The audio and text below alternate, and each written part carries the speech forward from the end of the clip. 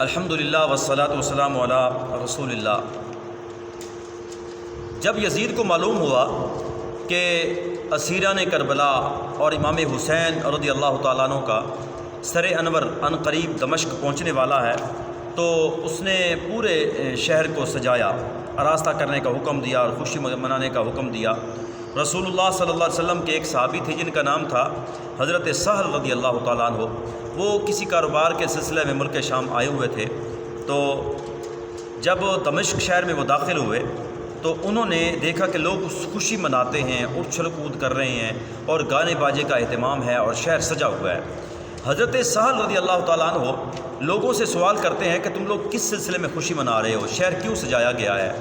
تو وہ بدبخت لوگ حضرت سہل رضی اللہ تعالیٰ عنہ کو جواب دیتے ہیں کہ یزید کو فتح ملی ہے اور امام حسین کو شکست ہوئی ہے، اس طرح ان کے سر جو ہیں وہ عنقریب آنے والے ہیں۔ تو حضرت سہل رضی اللہ تعالیٰ عنہ بڑے غمگین ہوتے ہیں، ان سے پوچھتے ہیں کہ کس طرف سے اسیران کربلا اور آل رسول کو لایا جائے گا؟ تو ان کو بتایا جاتا ہے کہ باب الساعہ سے وہ آئیں گے۔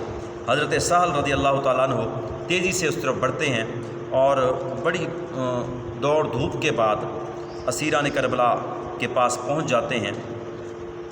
اب دیکھتے ہیں کہ ایک سر انور ہے جو رسول اللہ صلی اللہ علیہ وآلہ وسلم کی ذات مبارکہ سے بہت زیادہ مشابہ ہے اور نیزہ پر چڑھایا گیا ہے، جسے دیکھ کر حضرت سہل رضی اللہ تعالیٰ عنہ بے اختیار رو پڑتے ہیں۔ اہل بیت میں سے ایک جو ہے فرد پوچھتا ہے کہ آپ کیوں رو رہے ہیں، آپ کون ہیں؟ تو حضرت سہل رضی اللہ تعالیٰ عنہ جواب دیتے ہیں کہ میں رسول اللہ صلی اللہ علیہ وآلہ وسلم کا صحابی ہوں۔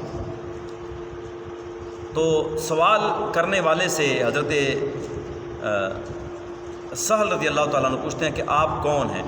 تو وہ مستور سید زادی حضرت سکینہ بنت حسین رضی اللہ تعالیٰ عنہا جواب دیتی ہیں کہ میں سکینہ ہوں۔ تو حضرت سہل رضی اللہ تعالیٰ عنہ بتاتے ہیں کہ میرے لائق کوئی حکم ہو، میں آپ کے نانا جان کا غلام ہوں، میں صحابی ہوں۔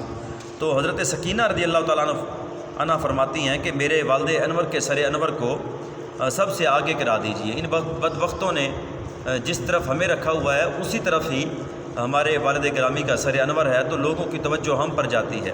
حضرت سہل رضی اللہ تعالیٰ عنہ ان کو 400 درہم دیتے ہیں اور اس طرح حضرت امام حسین رضی اللہ تعالیٰ عنہ کا سر انور آگے کرا دیتے ہیں تاکہ مستورات پر لوگوں کی توجہ نہ جائے۔ اس واقعے سے معلوم ہوا کہ محرم کے دنوں میں باجے بجانا، خوشی منانا اور اس طرح خوشی منانا کہ جس سے محرم کی توہین ہو اور جس سے اہل بیت کے خلاف بغض ظاہر ہو، معلوم یہ ہوا یہ یزیدیوں کا طریقہ ہے۔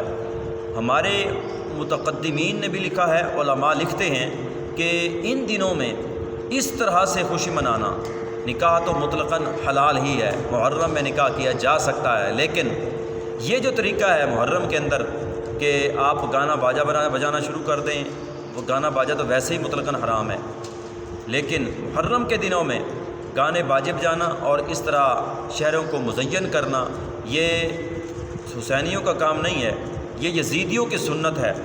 اس طرح سوال ہی پیدا نہیں ہوتا کہ امام حسین رضی اللہ تعالیٰ عنہ سے محبت کرنے والا ان دنوں کے اندر یوں سر عام گانے باجے کا اہتمام کرے۔ اللہ تعالیٰ ہم سب کو محبت اہل بیت سے مالا مال فرمائے۔